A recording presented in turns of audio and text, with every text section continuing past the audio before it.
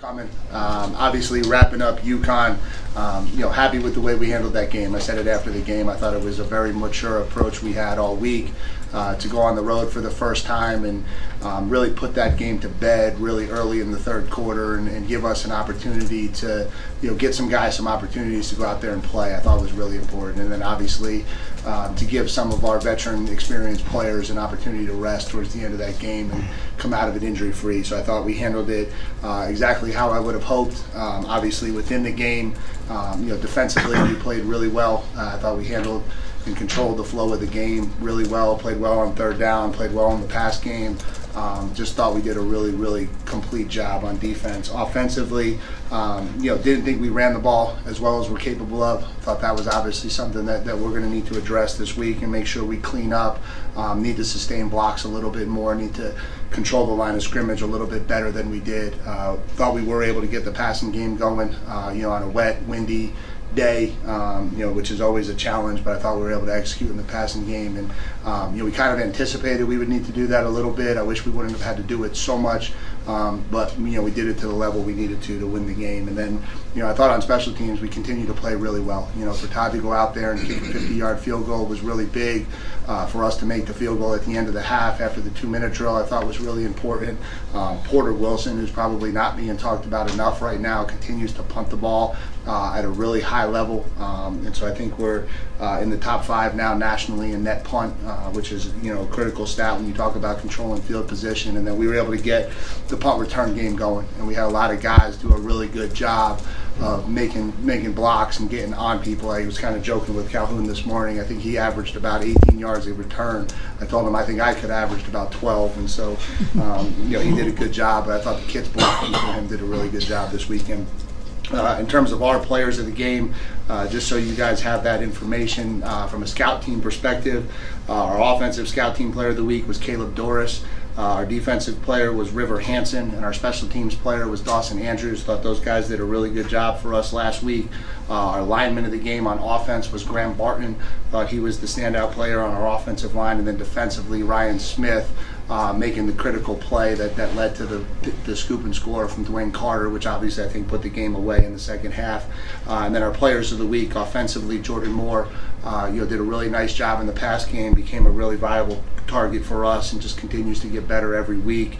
Nias Peebles on defense, I thought really showed up and had a huge day. We're starting to rely on him a lot more now on third down, and he was able to deliver with a sack and a half and really got some pressure and made a couple TFLs in the run game.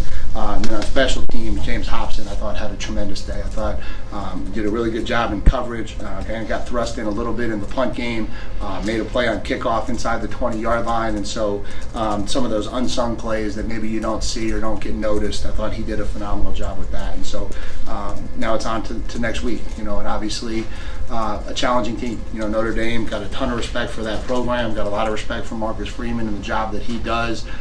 This is a complete football team for sure. I think offensively, it starts with the offensive line. It's going to be the biggest offensive line that we've played against. They're massive. The left tackle, Joe Alt, is phenomenal. He's a big human being.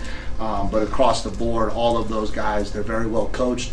They know what they're trying to do and execute in the run game, and they're able to create holes for a stable of backs. It starts with Esteem, but really they roll through 4 guys in the backfield, and I think all of them are extremely talented.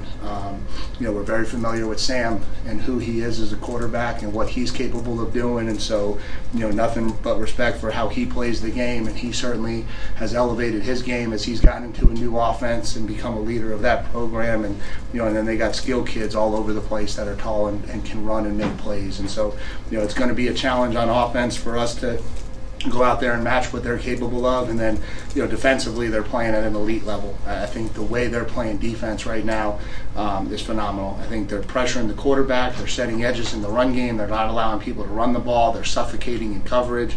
Their second level is extremely athletic and runs and makes a ton of plays, and so it's a very good football team coming in here Saturday night, and we've got to have a great week of preparation to get ourselves ready to go out and play our style of football. But should be a great stage Saturday night, so excited for it. So from there, I'll open up the question. Yeah, a little. We still don't have the volume of it that the teams that we're playing on this stage do, and so that's that's still probably an area that concerns us. First time hosting game day with all the noise and the buzz that's around that.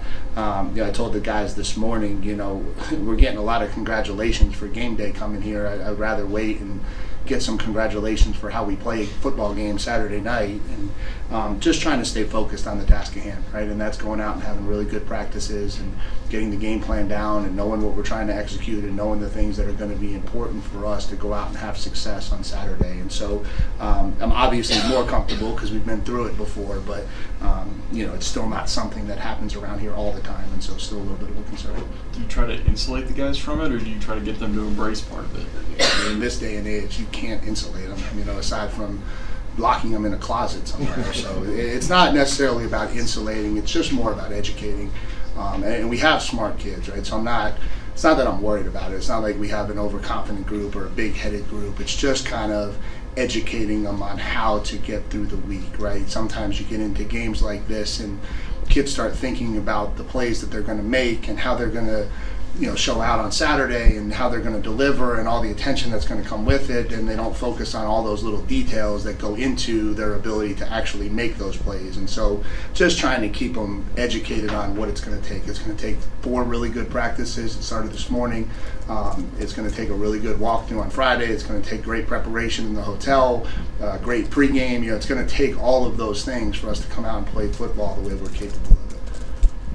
Is there any concern, Coach, or like you just mentioned before, not being in this type of environment before, but getting the players ready, staying consistent, staying humble, ready for this big moment, knowing that you all haven't been in this type of situation coming up Saturday against Notre Dame? Yeah, I don't know if I would use the word humble. We're a humble group. I think the biggest thing is getting them to understand that they should be confident in their preparation, confident in how they've trained, confident in the things they've done to put themselves in this position, and then understand the work it's going to take this week for them to go out and have a chance to have success on Saturday. And I think they understand it. I don't think they don't understand it.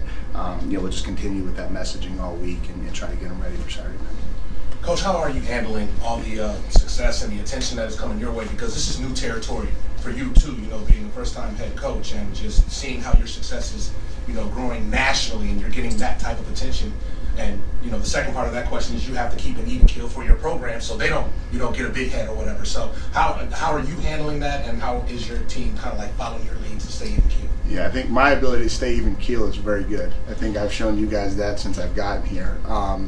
Listen, you get into coaching and you realize very quickly that you're either the hero or the GOAT, depending on what happens on Saturday. And so, for all the time that I spent on as a defensive coordinator, certainly wasn't my program. I certainly wasn't the face of the program, but you live the same life as a defensive coordinator, where you can be, a genius on Saturday and an idiot the next weekend, right? And that's just the nature of coaching, and it just comes with it. And so, I try to maintain a level head. I understand and appreciate all the praise. I certainly appreciate the recognition that our program is getting. I told our kids this morning, I'm excited for them that people are starting to recognize the work that they've put into this thing, and that's starting to get acknowledged on the national stage, because they certainly have earned it and they deserve it.